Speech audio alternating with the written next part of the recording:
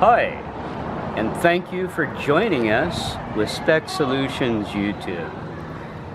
Again, we're in beautiful San Luis Obispo, California, and we are at 1050 Monterey Street at the San Luis Obispo Courthouse. And today, folks, what I would like to talk about is what I'll call a very broken court system. And the most vulnerable in our court system are the poor. Let's take a walk upstairs.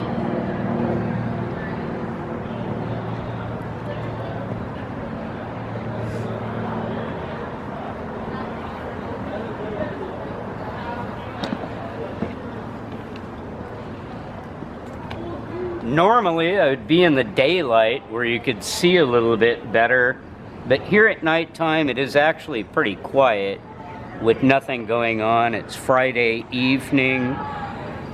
You could hear a little in the background across the street at the Fremont Theater and the Government Center. There's a little activity.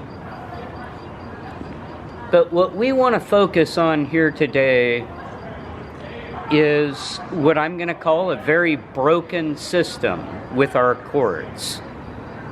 And it's not just going on here in San Luis Obispo, it's going on across our whole nation. And let's come back here a little bit so we have some light.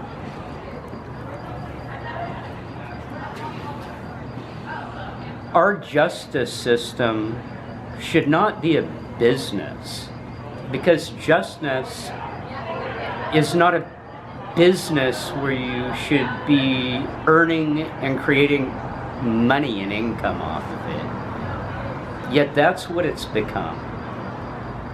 And in cases where the most vulnerable are those who are poor, and folks that are suffering from cases where they've been accused of doing something wrong through the Department of Social Services, these are the very, very most vulnerable of all, because they have their families and their children at stake. And our system does not allow, like you would in a regular court criminal case, where you would have jurors actually decide whether or not you're guilty or not guilty. You only have a judge that hears your case and decides whether you deserve to have your children or not. And this is based on the preponderance of evidence, the overwhelming evidence that in many cases are hearsay. And I'm going to go ahead and throw out, in most cases, hearsay. And they are literally separating children from their families based on the hearsay preponderance of evidence that's thrown out there and accepted by a judge, without the parent that's being accused of such a crime having the opportunity to have jurors decide this. It's violating their rights, and it is stealing their children. And in my opinion, they're doing this for money, because every case that goes through, the Department of Social Services is making incredible money when these children are going to foster care, or even worse, when they're adopted out as the big money for the Department of Social Services. And this goes on with these children until they're up into the ages of sometimes 25 years old, depending on certain cases. But this also goes in regular criminal court, not dealing with children being separated from their families, but it also affects those that are accused of pretty much any kind of a crime. If they have no money and they are given a court-appointed attorney, they're relying on the public defender's department. This is happening both in the juvenile courts with families that are having their children taken away because they're getting poor representation by a public defender that's not working on behalf of the family. They're working in coalition with the very people that are out to take the children away from the families and separate them. They're making money off of this. They all are. But in the regular criminal system, Joe Blow that gets accused of jaywalking, speeding, assault and battery, any kind of a situation that's criminal, if they do not have the ability to afford an attorney on their own, which is going to be very expensive. I mean, if you want good representation, $500 plus an hour you're going to pay for a good attorney. Not very many people can afford this when we're talking hundreds of hours that are going to be drawn out in a case. We're talking thousands, tens of thousands of dollars in proper representation. Sometimes hundreds of thousands of dollars. And the same applies when you're dealing with children in these cases. So they're depending on the public defender's department, and the public defender's department they have nothing to gain. No matter how many hours they put into that case, they're making this much money. The more time they're putting into that case, they might make 50 cents an hour by the time they're done. They have a set fee, $500 generally, to do a case. It's in their best interest to persuade their client to plead what they'll call no contest, which is actually nolo conteste. Here in California, it's called the Weston plea. And what that is stating is that you're not saying that you're actually guilty, but their preponderance of evidence against you is so overwhelming, they're going to convict you anyway. And they're going to go a little bit less and lighter on you if you plead guilty. So you have roughly 28% of people that are innocent that are pleading guilty just because they're being bullied into pleading guilty. And this is not justice. This is profit. This is a business, and a very profitable business. And they're making money hand over fist with all of these fines that they incur and imprisoning people.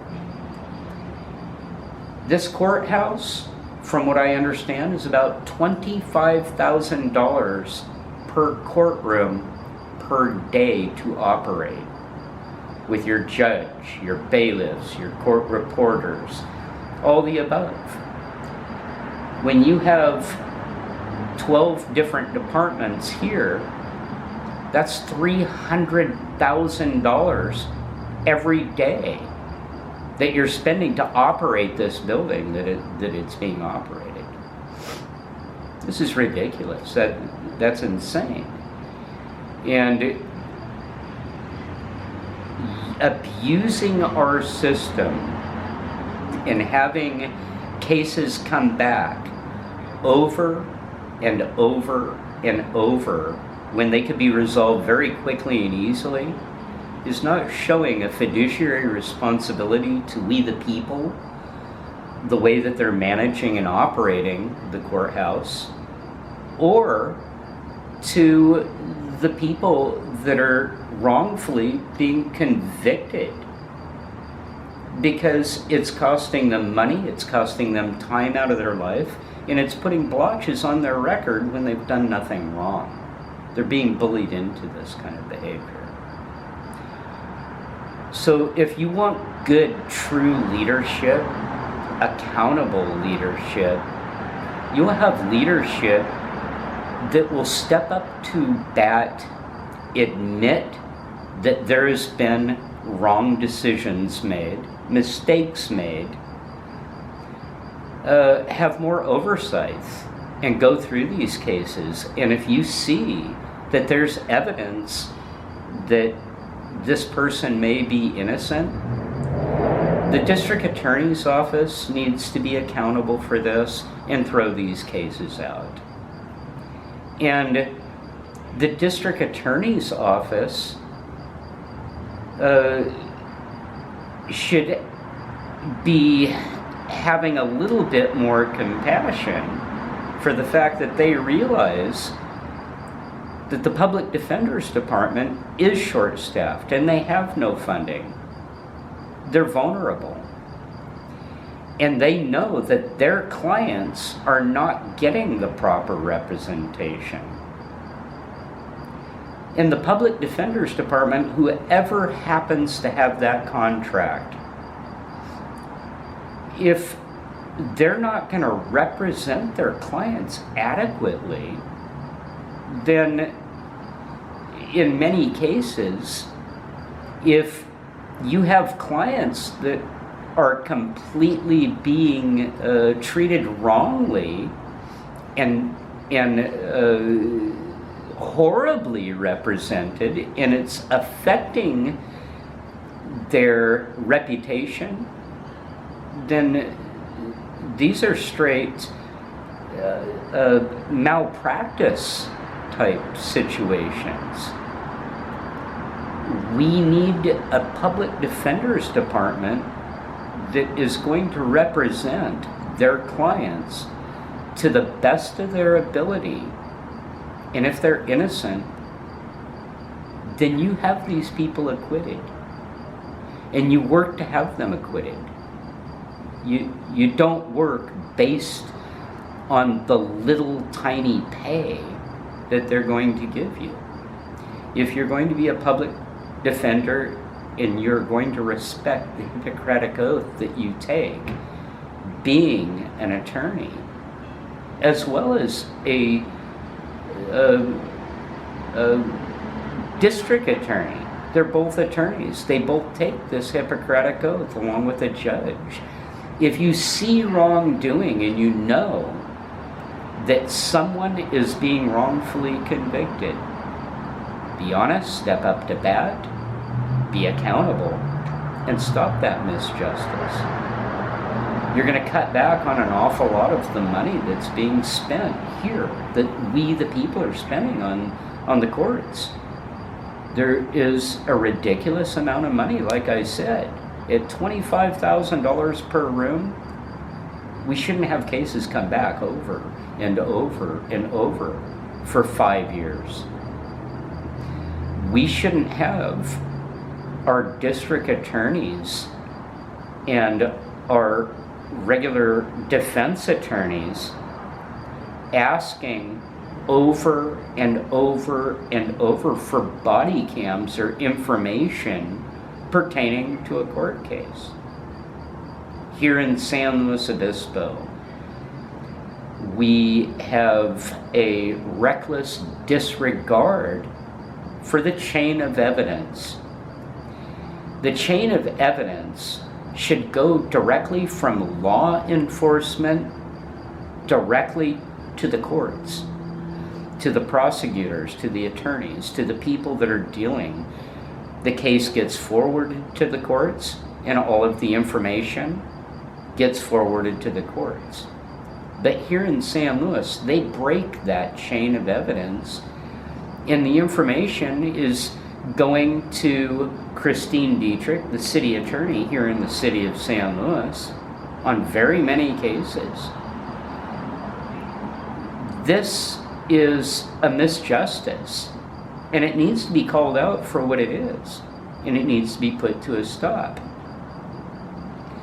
And what I plan on doing is over the next few weeks, we're going to be doing a series of actual proof of just how horrible the system is.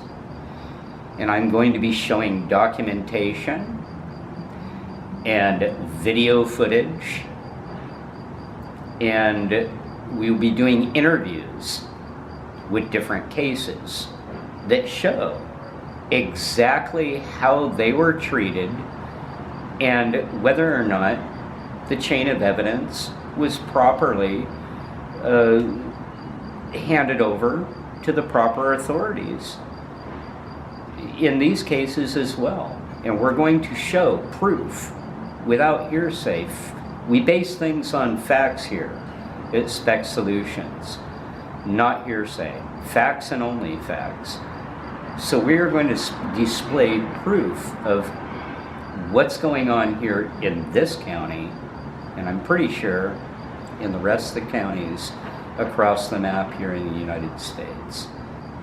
And right here in San Luis Obispo, we want to try to focus on cleaning this up, cleaning up our system here. I'm going to do it right here in my own backyard to start, and hopefully this carries on and we have responsible politicians that create laws across the map, across our whole nation, follow suit and do exactly the same thing. We need to honor our Constitution and our Bill of Rights. It's what gives us the freedoms that we have and we've cherished for so many years.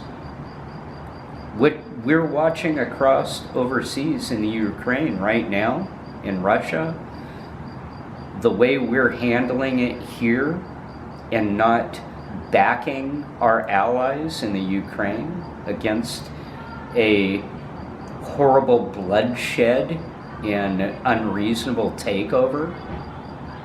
This is the kind of stuff that can happen right here.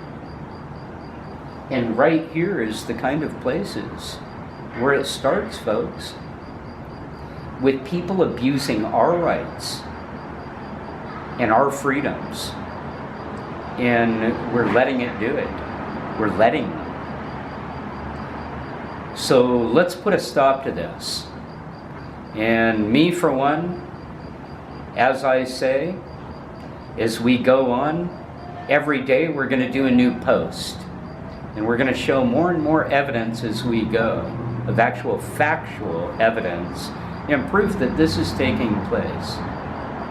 And I'm going to give a solution, how I believe we can clean it up. And we're going to film and post every step of the way, step by step. So thank you for joining me with Spect Solutions, and we'll see you soon. Stay tuned.